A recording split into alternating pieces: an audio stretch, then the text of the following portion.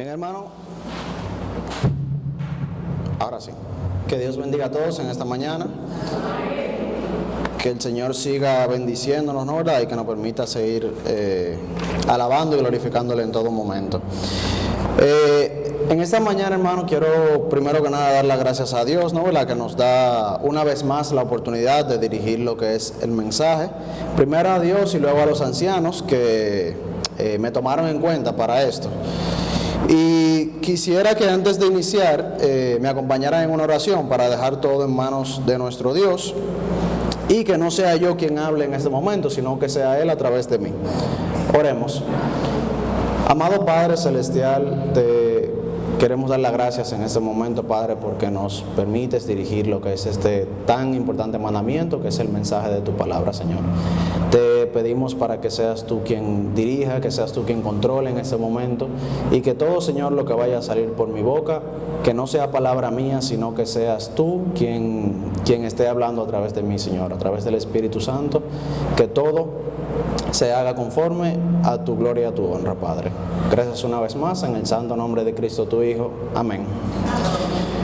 Bien, hermanos, en esta mañana Dios ha puesto en mi corazón o en mi mente un tema bastante, digamos, sencillo, pero que entiendo que es de gran importancia.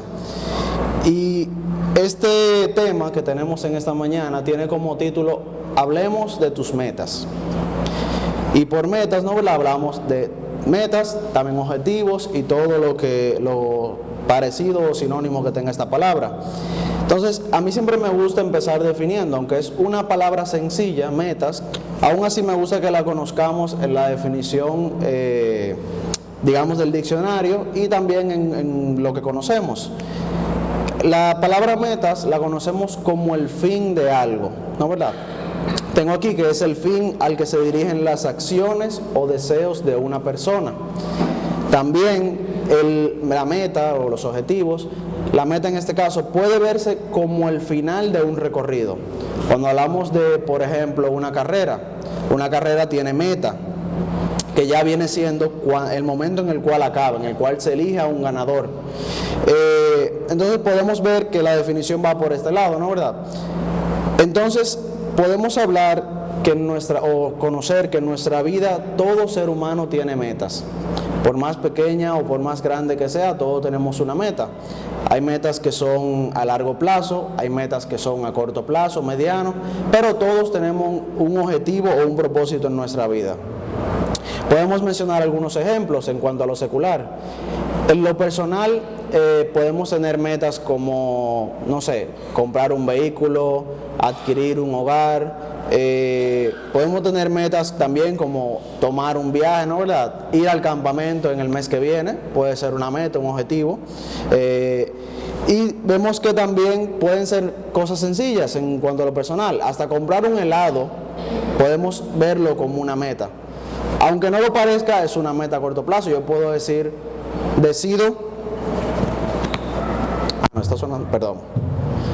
Yo puedo decir que decido, ahora sí. Esto es en vivo, hermanos. ¿Ya? Ok, les decía que hasta comprar un helado podemos verlo como una meta. Yo puedo decir, bueno, en esta quincena quiero apartar tanto de mi dinero para comprarme unos tenis. Puede ser una meta. Entonces tenemos también en cuanto a los estudios. Sabemos que todos aquí, o la mayoría normalmente que estudia, su principal meta es terminar los estudios, finalizar, aprender y volverse profesional en algo, en lo que hace, o un experto en lo que le gusta, en lo que le interesa. Vemos también en cuanto a lo laboral, podemos tener el objetivo o la meta de obtener un ascenso, de obtener un aumento salarial, o por ejemplo hasta de completar un proyecto. Digo esto de proyecto porque, por ejemplo, en mi caso, saben que estudié ingeniería en sistemas, me gradué de eso. En mi caso, que estudio o que trabajo en esa área, en la informática hay muchos proyectos o surgen muchos proyectos. También lo vemos en arquitectura, muchas carreras. Pero con proyectos me refiero a, digamos, una tarea o una labor que me pide otro departamento y hay que hacerlo en un determinado tiempo y como me lo piden, básicamente. Entonces, eso también puede ser una meta, de quiero lograr completar ese proyecto en esta semana. Vemos también que en lo sentimental tenemos metas con nuestra pareja, casarnos, adquirir un hogar con esa persona, tener hijos, etc. Ahora bien, yo les hago la pregunta, ¿y en lo espiritual, cuál podría ser nuestra meta?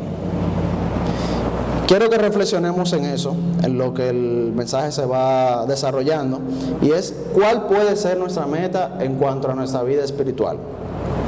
Antes de saber esto, hermanos, es importante resaltar en cuanto a esto, que para lograr algo en nuestra vida, cualquier cosa, debemos tener perseverancia. Y quiero que esa palabra la guardemos bien aquí. Perseverancia se conoce como, básicamente es lo que nos permite seguir adelante, es lo que nos permite persistir en algo, vale la redundancia, es lo que nos permite día tras día continuar haciendo algo, la perseverancia. Cuando tenemos un trabajo, por ejemplo, claro está, preferiríamos muchas veces quedarnos acostados durmiendo todo día, pero ¿por qué no levantamos? Porque tenemos la perseverancia de que queremos lograr algo, para eso necesitamos trabajar. Y así sucesivamente. Entonces, yo te pregunto en esta mañana, ¿tienes tú metas? De ser así, ¿qué tanto empeño pones en esas metas? ¿Qué tanto estás dispuesto a perseverar en esas metas que tú tienes? Y más importante, vuelvo y pregunto, en Cristo y para Cristo, ¿cuáles son tus metas? Quisiera que me acompañaran en sus Biblias, ahora sí, en Lucas, en el capítulo 5, los versículos del 17 al 25, que estaremos leyendo ahí un poco sobre esto.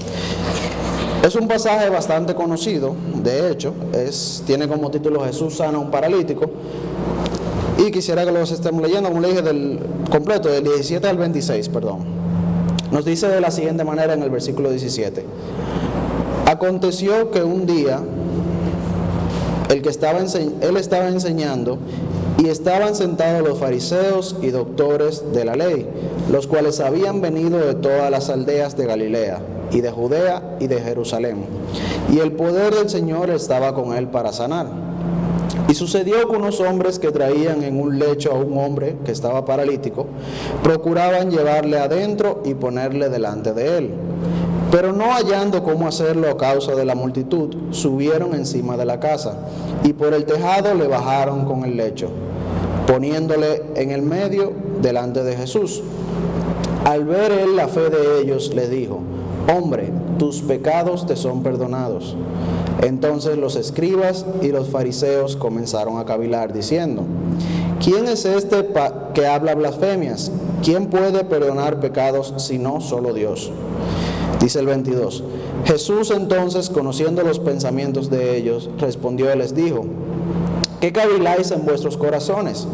¿Qué es más fácil, decir tus pecados te son perdonados, o decir levántate y anda? Pues para que sepáis que el Hijo del Hombre tiene potestad en la tierra para perdonar pecados, dijo al paralítico: a ti te digo, levántate, toma tu lecho y vete a tu casa. Al instante, levantándose en presencia de ellos y tomando el lecho en que estaba acostado, se fue a casa glorificando a Dios. Y todos, sobrecogidos de asombro, glorificaban a Dios y llenos de temor decían: hoy hemos visto maravillas. Dios bendiga su palabra. Hermanos, antes de, adentrarnos en este pasaje, es importante que sepamos lo que les decía. Hay metas, objetivos, propósitos que tenemos en nuestra vida que pueden ser a corto o mediano plazo. Y no necesariamente tienen que ser algo grande, pueden ser hasta una cosa lo más mínimo. Entonces, quiero que veamos aquí algo importante. Vemos que nos habla de esos hombres que llevaban a un hombre que estaba paralítico a la presencia de Jesús. Esto porque tan solo habían escuchado que Jesús iba a estar allá enseñando, o iba a estar allá con el pueblo. Entonces, vemos algo importante, y es que estos hombres, desde un principio, desde que escucharon que Jesús iba a estar ahí, tenían la fe de que Jesús lo podía sanar. Eso es lo primero. Tenían en su conciencia el conocimiento de que Jesús podía sanar a ese paralítico. Y ellos, sin pensarlo mucho, fueron allí. Decidieron ir allí, pero se toparon con algo, con una pared, y es que había mucha multitud. Sin lugar a duda, eso es algo que complicó bastante. Como saben, al tener un paralítico, no es como que puedan o no podían cargarlo tan fácil, no era como que podían llevarlo al hombro y pasar en medio de la multitud, no, era muy complicado. Y ¿cuántos de nosotros muchas veces hemos ido a un banco, a un supermercado, a cualquier lugar, y cuando vemos que hay mucha gente decimos, no, yo no voy a hacer esa fila, yo vuelvo, no sé, vuelvo en la semana, vuelvo en mañana? ¿Cuántos de los que estamos aquí no lo hemos hecho? Sin embargo, miren cuán importante es esto, que ellos no pensaron así. ¿Por qué? Porque sabían que ahí adentro estaba Jesús y sabían que Jesús podía sanar al paralítico. Tenían la fe y la esperanza de que podía ser así. Y por dicha cosa, perseveraron. Tenían la perseverancia de que querían lograrlo. Querían lograr su objetivo, que en este entonces era llevar al paralítico a Jesús. Y vemos entonces, hermanos, que nos habla de que lo subieron, ¿no es verdad? Lo bajaron por el techo, así para que estuviese delante de la presencia de Jesús, que estuviera justo en el centro. ¿Y qué nos deja dicho esto? Lo primero es que ellos no desistieron. Al ver la multitud no fue una piedra de tropiezo, sino que al contrario, ellos buscaron otro camino, buscaron otra vía para que el paralítico pudiese llegar a Jesús. Entonces, hermanos, en el versículo 20, que al ver la fe de ellos les dijo: hombre, tus pecados te son perdonados. Eso es lo primero que vemos aquí, hermanos. Dios primero perdonó sus pecados. Ojo con eso. No le sanó primero lo físico, sino que primero se fue a lo espiritual, a su corazón. Se fue a lo que era su vida espiritual y le dijo que sus pecados iban a ser perdonados, o que fueron perdonados. Entonces, vemos que automáticamente luego de esto, Dios, Jesús, sanó, a aquel paralítico, le quitó aquella enfermedad o aquella situación que tenía, tan solo por la fe. Pero lo que quiero resaltar aquí, hermanos, es eso. Vemos que después habla, ¿no?, de que luego de que lo sana, le dijo que tomara su lecho y automáticamente se paró y andó. Todo esto gracias a la fe que esas personas tuvieron y a la perseverancia que tuvieron de que querían alcanzar su objetivo. Eso es lo que quiero que veamos aquí, hermanos.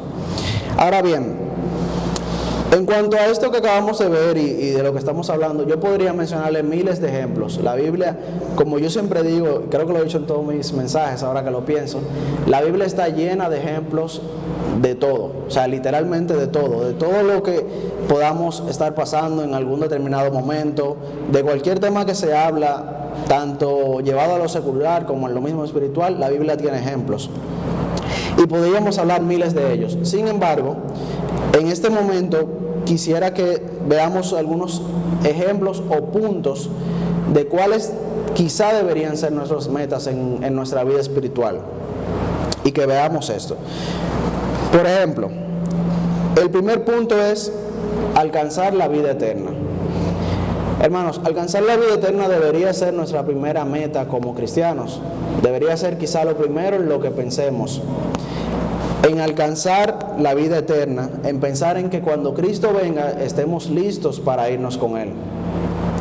También tenemos otro punto, el segundo punto, evangelizar y dar a conocer más de la vida de Cristo.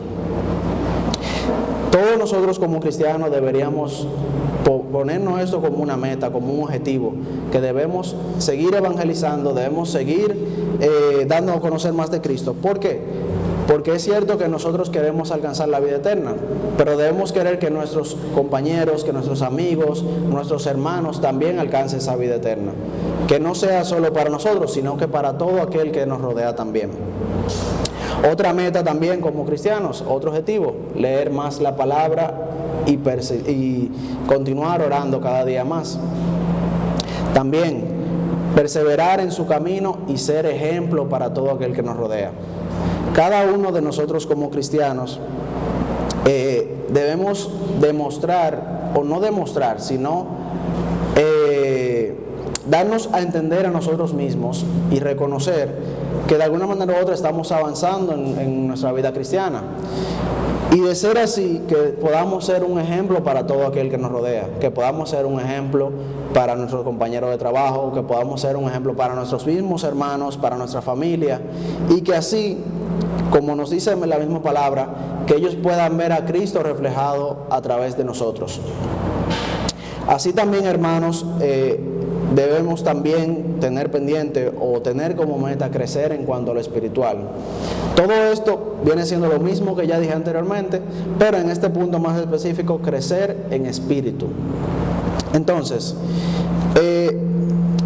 es importante tener algo en cuenta. Cuando hablamos de metas, objetivos, de propósitos, de cualquier cosa en nuestra vida, nunca va a ser algo fácil. ¿En qué sentido? Muchas veces nosotros creemos que, o nos ponemos una meta. Vamos a poner un ejemplo, adquirir una casa. ¿Qué tenemos que hacer para adquirir una casa? Bueno, debo ahorrar dinero, debo quizá mejorar mi historial crediticio por si necesito un préstamo, debo buscar una casa. ¿Cómo la quiero? Quiero alquilar una casa, quiero comprar una casa. ¿Qué yo quiero hacer? Bueno, muchas veces pensamos en eso y decimos, vamos a hacerlo. Pero en el camino en el que queremos hacer eso, podemos toparnos con ciertas cosas. ¿Dónde debo ir para comprar una casa? ¿A quién debo buscar? ¿Debo buscar un abogado? ¿Dónde yo puedo solicitar el préstamo? No sé. Hay muchas cosas que se pueden cruzar de por medio que, digamos, que pueden detenernos, que pueden frenarnos. Todo este tipo de cosas es normal cuando queremos lograr algo. Y eso se aplica tanto a lo secular como a la vida cristiana sin duda alguna. Muchas veces en nuestra vida cristiana puede ser que asistamos todos los domingos a la iglesia, pero no sé, puede que quizá en la semana nos sentamos afligidos por algo que nos haya pasado, nos sentamos débiles, sintamos que quizá estamos lejos de nuestros hermanos, cualquier cosa. Todo esto son aflicciones que pasan a mitad del camino. Y muchas veces, cuando tenemos una meta, cuando tenemos un objetivo, muchas veces no es de manera lineal. ¿A qué me refiero con esto? Muchas veces pasan cosas que nos hacen cambiar nuestro rumbo, cambiar nuestro objetivo, pero no necesariamente significa que sea para algo malo, sino que a veces es porque no es la meta o el destino que Dios quiere para nosotros. Es por eso que buscamos otra manera de lograrlo. Voy a ponerles un ejemplo de esto, pero antes quisiera que leamos lo que nos dice Santiago en su capítulo 1, en los versículos del 2 al 4 sobre esto, de cuando nos sentimos afligidos en nuestro camino. Nos dice de la siguiente manera: hermanos míos, tened por sumo gozo cuando os halléis en diversas pruebas, sabiendo que la prueba de vuestra fe produce paciencia. Mas tengan la paciencia por su obra completa, para que seáis perfectos y cabales, sin que os falte cosa alguna. Dios bendiga su palabra, hermanos. Entonces, veamos algunos ejemplos breves de esto. Cuando nos sentimos afligidos en nuestro camino, o que nuestra meta quizá no va por el camino que nosotros deseamos. Y podemos ver un ejemplo claro: la creación. En el momento de la creación, Dios quería que disfrutáramos de una vida eterna, de una vida, digamos, sin ningún pecado, en la cual estemos libres. Esa sigue siendo la meta. Dios sigue queriendo que cada uno de los que estamos aquí disfrutemos de una vida eterna. Sin embargo, quizá el camino o la forma en la cual ha ocurrido cambió un poco, pero sigue siendo el mismo objetivo. Vemos también el caso de Noé con el arca. ¿Qué quería Dios en aquel entonces? Quería un nuevo comienzo. Quería que hubiese un nuevo comienzo desde cero. Y quizás sí, hubieron muchos hombres, muchas personas que no creyeron en esto. ¿Qué pasó? Por causa de esto, los planes cambiaron. no pudo ser montado todo el mundo en aquel arca, sino solo los animales y la familia de Noé. Pero el objetivo o la meta, el propósito de eso seguía siendo el mismo. Y quiero contarle un pequeño cuento que me pasó hace un tiempo con respecto a esto. Como muchos aquí saben, gracias a Dios, ya yo hace poco me pude comprar un vehículo, pero antes de eso, yo venía o solía venir en el vehículo de mi padre. ¿Qué pasa? Que como era el vehículo de mi padre, yo dependía de él, en el sentido de que, por ejemplo, si yo quiero salir, si quiero hacer cualquier cosa, yo antes tenía que preguntarle, oye, tal día tú vas a salir, y eso yo tenía que hacerlo por lo menos 3 o 4 días antes. Ya por suerte eso no pasa, pero sí me pasaba mucho antes. Entonces, recuerdo que un día me tocaba venir para acá, para la iglesia.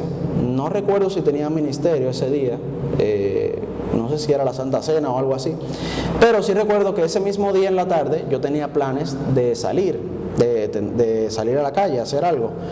¿Qué pasa? Que ese fin de semana ellos se fueron para el campo. Yo me quedé porque no quería faltar a la iglesia. Bueno, pues para no alargar mucho el cuento, resulta que ese día yo tuve que venir en guagua. Hacía un tiempito que no tomaba el transporte público de Mano Guayabo, la 100B. Y yo recuerdo que vine en mi guagua, me congregué normal, pero cuando iba para mi casa, estaba un poco triste, honestamente un poco incómodo, porque no iba a poder salir en la tarde, se me iba a complicar mucho en transporte. Pero cuando tomé la guagua, recuerdo que la cogí aquí en Las Caobas, recuerdo que me senté delante, al lado del chofer. Yo iba con mi Biblia, iba tranquilo, normal. Y recuerdo que de la nada el chofer me mira y me pregunta, ¿de qué religión tú eres? Yo le digo que soy cristiano, simplemente, que soy seguidor de Cristo y demás. Y él me pregunta, pero eso no es lo mismo que evangélico. Yo le digo, no, simplemente cristiano. Y me hace una serie de preguntas. Y de repente, cuando vamos por el cruce de Mano Guayabo, me dice, mira, yo he ido a muchas iglesias y como que ninguna o que he estado en muchas religiones y como que ninguna me convence. Me dijo eso. Y yo, pues nada, él me empezó a preguntar que cómo es esta iglesia, que qué hacíamos nosotros, que si tocábamos instrumentos, que qué día nos congregábamos. Me hizo muchas preguntas y yo le empecé a explicar de qué hacíamos nosotros, cómo lo hacíamos. Y recuerdo que él en una me dijo, me parece interesante, ¿dónde tú te congregas? Y yo le dije que me congrego aquí, pero le dije que en Hato Nuevo también hay una congregación, porque yo sé que él vive por allá. Y recuerdo que de la nada él duró un rato callado pensando, y cuando estábamos ya casi yo quedándome me dice, ¿tú podrías darme tu número? Porque en verdad me interesaría participar de esto, me interesaría conocer la iglesia. Yo le di mi número.